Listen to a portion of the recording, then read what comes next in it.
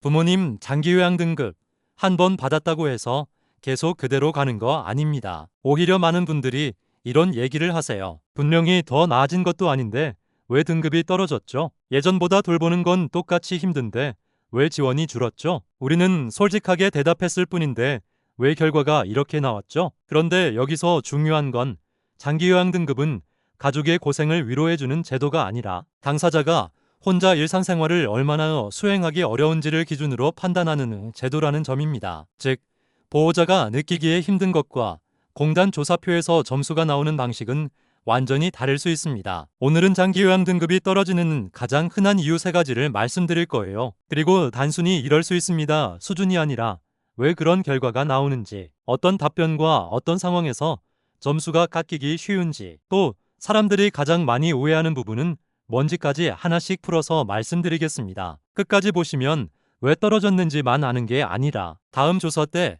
무엇을 조심해야 하는지까지 감이 오실 겁니다. 먼저 꼭 알아야 하는 핵심은 장기요양 등급은 대충 보는 게 아닙니다. 공단 직원이 직접 방문해서 조사하고 90개 항목으로 구성된 인정조사표를 바탕으로 상태를 확인합니다. 그리고 이 조사 결과와 의사소견서를 근거로 등급판정위원회가 최종 판정을 합니다. 또 등급은 점수 구간으로 나뉘는데 예를 들어 1등급은 95점 이상, 2등급은 75점 이상 95점 미만, 3등급은 60점 이상 75점 미만, 4등급은 51점 이상 60점 미만, 5등급은 45점 이상 51점 미만이면서 심해 요건 등을 충족해야 합니다. 즉, 생각보다 조금만 점수가 내려가도 등급이 바뀔 수 있는 구조예요. 이 말은 무슨 뜻이냔 그냥 비슷한 상태인데요 가 아니라 조사표 안에서는 일상생활 수행 능력, 몇 항목만 달라져도 점수 차이가 생길 수 있다는 뜻입니다. 자, 그럼 본론으로 들어가겠습니다. 1. 실제로 상태가 조금이라도 좋아졌거나 좋아진 것으로 보이면 점수가 내려갑니다. 첫 번째 이유는 가장 단순하지만 가장 강력합니다. 상태가 좋아졌기 때문입니다. 여기서 많은 분들이 바로 반박하세요. 아니, 좋아진 게 아니라 그냥 예전보다 조금 덜 아픈 날이었을 뿐인데요. 조금 걷는다고 해서 괜찮은 건 아니잖아요. 맞습니다.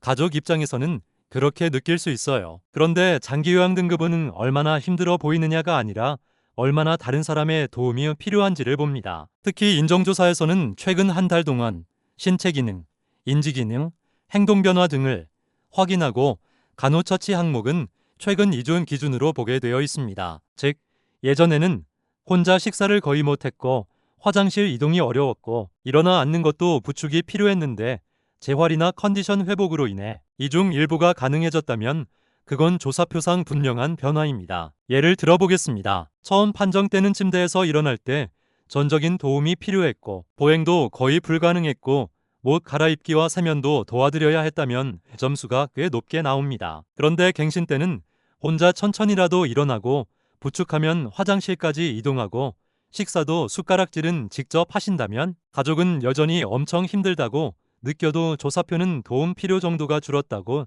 판단할 수 있습니다. 여기서 중요한 원리가 있습니다. 장기요양보험은 의학적 진단명 자체보다 기능 상태를 더 중요하게 봅니다. 같은 치매 진단이 있어도 누구는 혼자 식사와 이동이 가능하고 누구는 전혀 불가능할 수 있습니다. 같은 뇌혈관 질환이어도 누구는 부분 도움 수준이고 누구는 전적인 도움이 필요할 수 있습니다. 그래서 병명은 그대로인데 왜 떨어졌죠? 라는 질문에 대한 답은 이겁니다. 병명보다 실제 수행 능력이 더 중요하기 때문입니다. 여기서 많이 나오는 반론, 그럼 좋아지면 무조건 손해 아닌가요? 이 질문도 많이 나옵니다.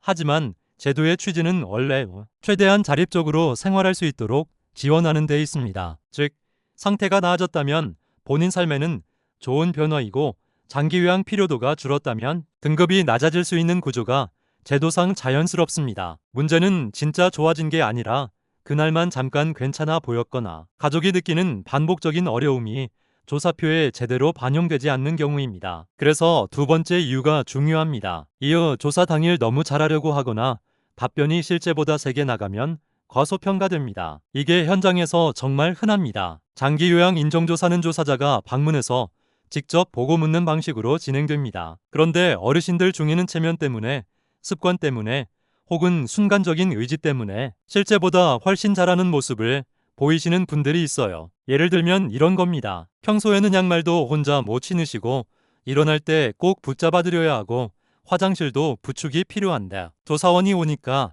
괜찮아요. 혼자 해요. 할 수 있어요. 나 아직 멀쩡해. 이렇게 말씀하시는 경우가 많습니다. 왜 그러실까요? 부끄러워서입니다. 남에게 약한 모습을 보이기 싫어서예요. 자식 앞에서 짐처럼 보이기 싫은 마음도 있고요. 또 어떤 분은 조사 자체를 시험처럼 받아들여서 억지로 더 잘해보려고 하십니다. 그런데 이 제도에서는 그 태도가 오히려 불리하게 작용할 수 있습니다. 조사표는 감정이 아니라 관찰과 답변을 바탕으로 기록되기 때문입니다. 즉, 평소에는 도움 없이는 잘 안 되는데 조사 당일 혼자 가능처럼 보이면 그 항목은 실제보다 낮은 피로도로 기록될 수 있습니다. 왜 이게 치명적이냐? 장기 요양 점수는 한두 개 거대한 항목으론 결정되는 게 아니라 여러 기능 항목이 쌓여서 반영됩니다. 그래서 식사, 이동, 옷 갈아입기, 세면, 화장실 사용 같은 기본적인 일상 동작에서 부분 도움 이자립처럼 보이면 전체 점수에 영향을 줄 수 있습니다. 즉, 보호자 입장에서는 조금 덜 힘들어 보였을 뿐인데 라고 생각해도 판정 구조 안에서는 그 조금이 작지 않을 수 있습니다. 여기서 중요한 포인트, 조사에서는 평소 상태를 기준으로 말해야 합니다. 오늘 컨디션이 좋았는지, 잠깐 힘을 냈는지, 조사원 앞에서만 버텼는지가 아니라 최근 한 달간 평균적으로 어떤 도움이 필요한지를 설명해야 합니다. 예를 들어 오늘은 혼자 앉으셨는데 평소에는 부축이 필요합니다. 식사는 가끔 가능하지만 자주 흘리고 옆에서 도와드려야 합니다. 화장실은 가실 수 있어도 넘어질 위험이 커서 항상 보호자가 붙습니다. 이런 식으로 할 수 있다 없다가 이분법이 아니라 실제 도움 정도를 구체적으로 말하는 것이 중요합니다. 사람들이 자주 묻는 반론, 그럼 일부러 못하는 것처럼 보여야 하나요? 아닙니다. 과장하면 안 됩니다. 거짓이나 부정한 방법으로 인정받는 건 문제될 수 있습니다. 법에도 거짓이나 부정한 방법으로 장기 요양 인정을 받은 경우 조사가 이루어질 수 있다고 되어 있습니다. 핵심은 과장이 아니라